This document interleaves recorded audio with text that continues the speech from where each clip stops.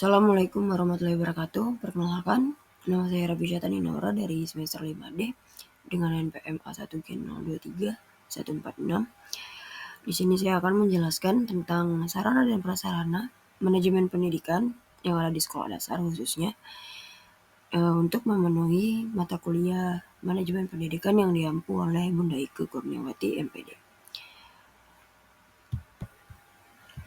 Baiklah, langsung saja. Untuk yang pertama adalah pengertian. Manajemen sarana dan prasarana pendidikan merupakan keseluruhan proses penggandaan atau pendayagunaan dan pengawasan terhadap prasarana dan peralatan yang ada di sekolah untuk digunakan menunjang terselenggarakannya pendidikan yang bermutu di sekolah. Manajemen sarana dan prasarana adalah kegiatan pengolahan sarana dan prasarana yang ada di sekolah yang dilakukan oleh sekolah atau pihak sekolah dalam upaya menunjang seluruh kegiatan, baik kegiatan pembelajaran maupun kegiatan lainnya seperti ekstrakurikuler dan yang lain sebagainya. Sehingga seluruh kegiatan yang ada di sekolah berjalan dengan lancar. Selanjutnya ada jenis-jenis dari sarana dan prasarana. Yang pertama adalah sarana pendidikan yang habis pakai. Sarana pendidikan yang habis pakai adalah segala alat atau bahan yang apabila digunakan habis dalam waktu yang relatif singkat.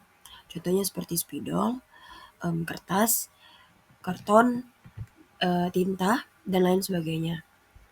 Lalu yang kedua adalah sarana pendidikan yang tahan lama. Sarana pendidikan yang tahan lama adalah keseluruhan bahan atau alat yang dapat digunakan secara terus-menerus dalam waktu yang relatif lama. Contohnya seperti bangku sekolah, meja, papan tulis, dan lain sebagainya.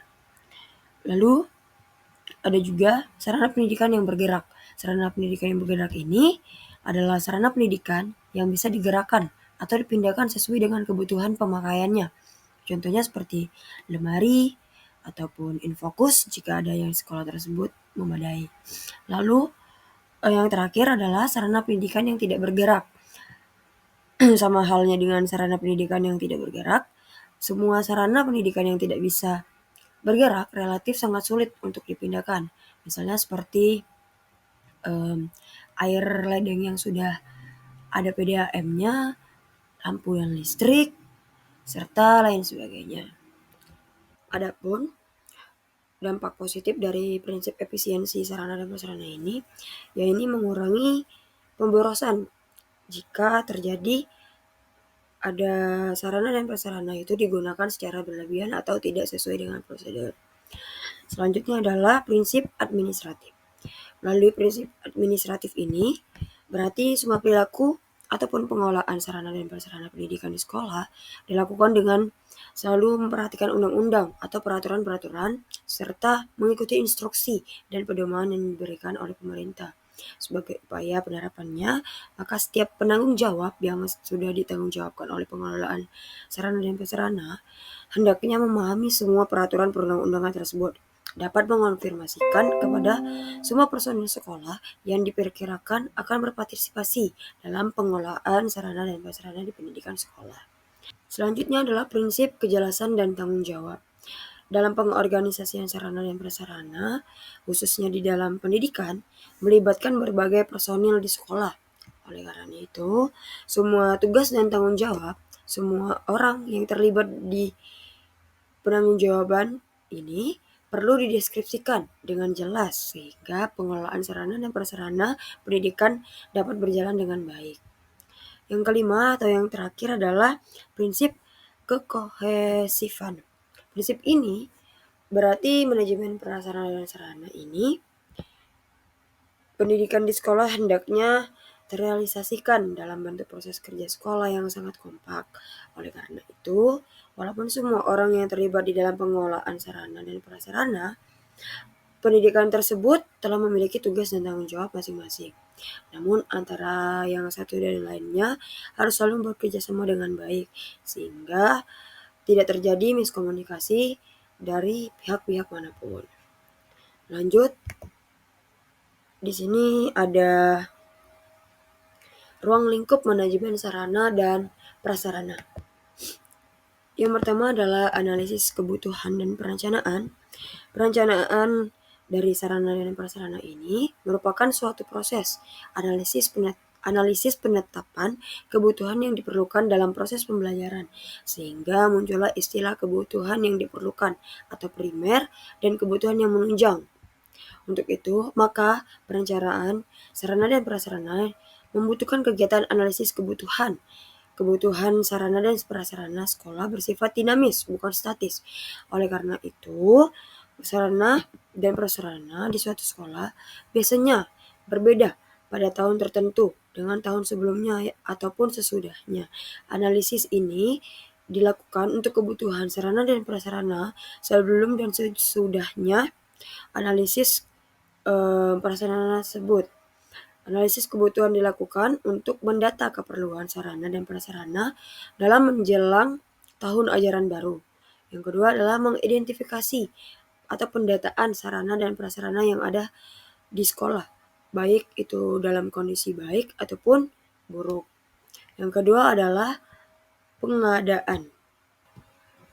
Pengadaan sarana dan prasarana adalah proses memikirkan dan menetapkan program pengadaan sarana dan prasarana sekolah pada masa yang akan datang untuk mencapai tujuan pendidikan di sekolah. Perencanaan sarana dan prasarana harus jelas dan rinci.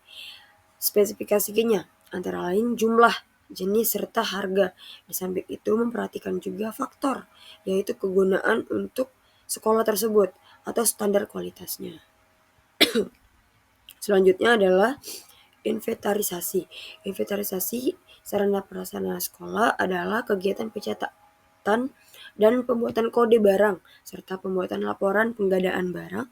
Pencatatan sarana dan prasarana di sekolah ini dilakukan pada buku penerimaan barang, buku asal-usul barang, buku golongan inventaris, buku unduk inventaris, buku bukan inventaris, buku stok, barang, kursi, ataupun lain sebagainya. Nomor ini biasanya tidak menggambarkan atau menjelaskan di mana barang tersebut berada, tetapi juga menggambarkan status kepemilikan barang, termasuk unit dan satuan kerja, tahun pembelian, dan penggandaan barang. Nomor kode lokasi terdiri dari 10 digit ditambah 2 digit untuk mengetahui atau satuan kerja yang menjadikan 12 digit, sehingga kode tersebut tidak dapat tertukar karena kode tersebut sudah memiliki kode-kode yang sesuai dengan provinsi, kabupaten, unit, tahun pembelajaran, dan subunit satuan kerja. Selanjutnya yang keempat adalah pendistribusian dan pemanfaatan. Sarana dan prasarana yang sudah diinventarisasikan, distribusi sesuai dengan penggunaannya untuk melanjutkan pemanfaatan sesuai dengan keperluan pemanfaatan barang harus memperhatikan prinsip efisien dan efektifnya. Pemanfaatan atau penggunaan sarana dan prasarana sekolah memperhatikan dan membuat SOP-nya agar peraturan yang jelas tentang pemanfaatan sarana dan prasarana. Jika sarana dan prasarana yang ada di sekolah melebihi dari jumlah penggunaannya, maka pengaturan penggunaan tidak terlalu penting. Sebaiknya jika jumlah sarana dan prasarana lebih sedikit dibandingkan dengan pemakaiannya, maka penggunaannya juga harus diatur. Selanjutnya yang kelima, yaitu pemeliharaan. Pemeliharaan ini sekolah idealnya adalah selalu siap untuk pakai. Untuk sarana dan prasarana itu harus ditata, digunakan untuk pemeliharaan sebaik-baiknya. Dengan demikian, sarana dan prasarana di sekolah lebih enak dipandang, lebih mudah digunakan, dan tidak cepat rusak.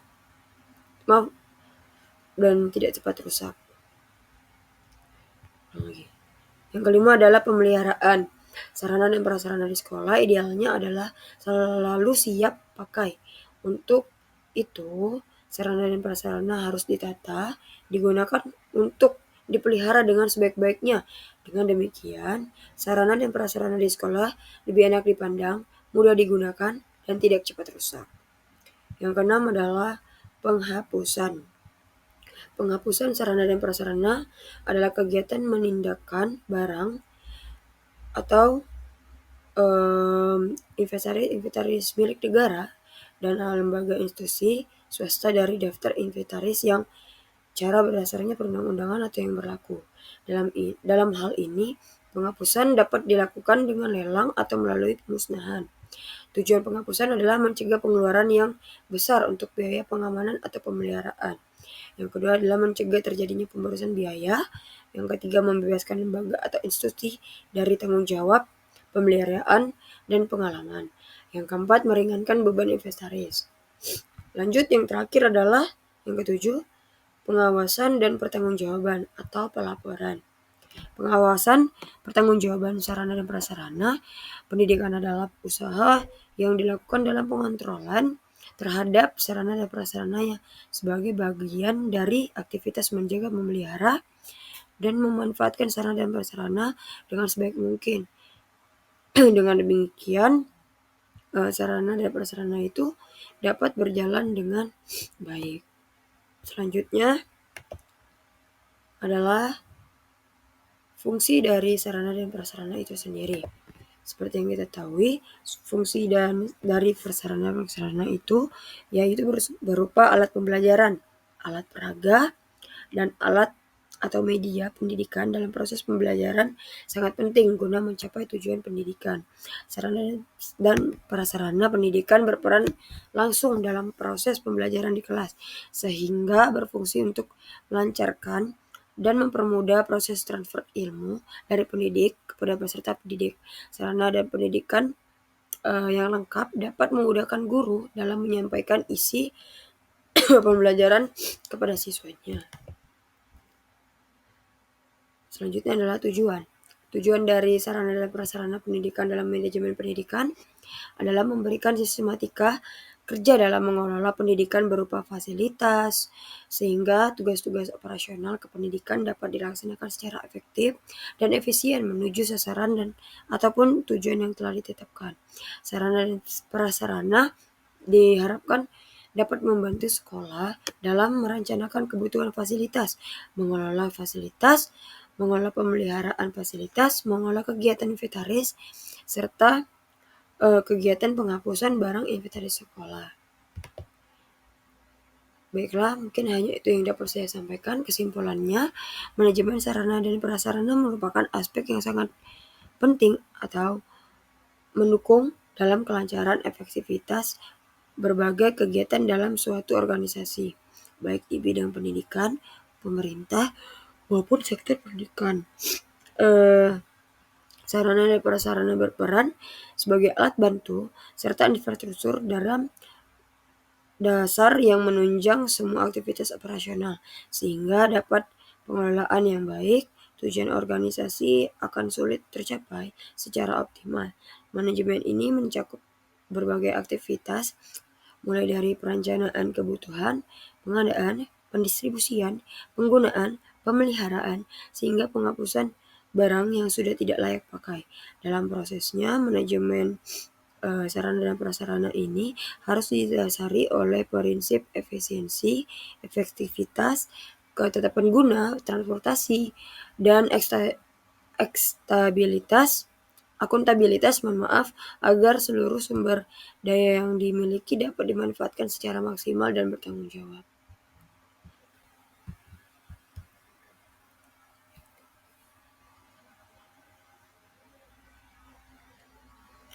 Baiklah, mungkin hanya itu yang dapat saya sampaikan. Lebih dan kurangnya saya mohon maaf. Wabillahi taufiq wal hidayah. Wassalamualaikum warahmatullahi wabarakatuh.